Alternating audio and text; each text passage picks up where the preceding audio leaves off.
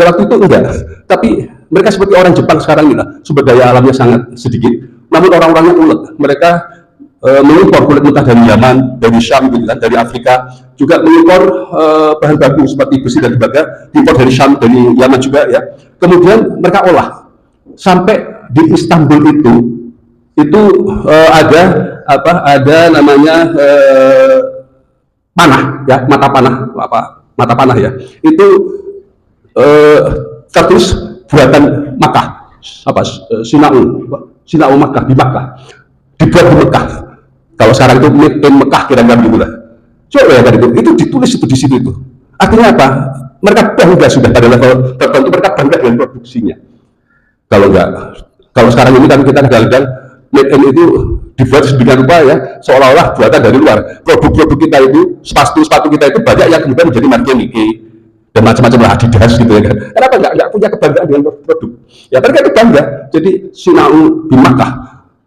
Dan berikutnya lagi, mereka itu unta-untanya bukan unta sembarang unta mereka itu unta yang dilatih untuk punya endurance, daya tahan ya, untuk bepergian jauh, dan juga tangkas kudanya itu. Kalau sekarang kira-kira memiliki kemampuan untuk memproduksi mobil gitulah kira-kira ya. Jadi bukan sekedar kendaraan semata untanya mereka itu.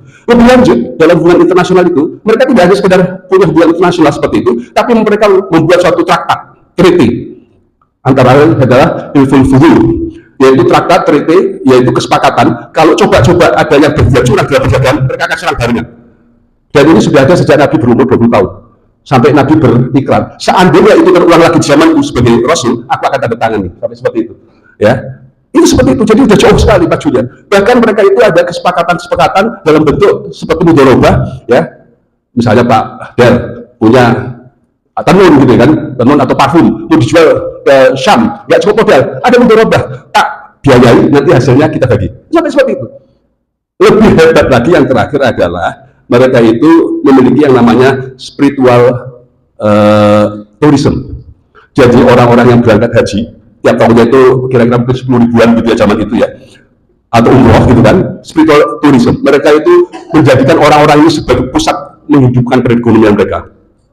Di zaman haji tahun 2000-an, saya ingat itu saya tahun 2000, 2002 dan seterusnya gitu ya. Haji itu masih ada orang jualan-jualan itu masih ada. Karena kok saya susah mungkin ya, susah menemukan hal seperti itu ya. Cuma itu betul-betul haji itu sebagai pusat pertemuan perdagangan. Dari sejak orang-orang yang pakai pantan gitulah, mereka bawa apa gitu ya kan. Terus nanti dari wilayah lain bawa kulit, yang sana dari tembaga. Itu seperti itu.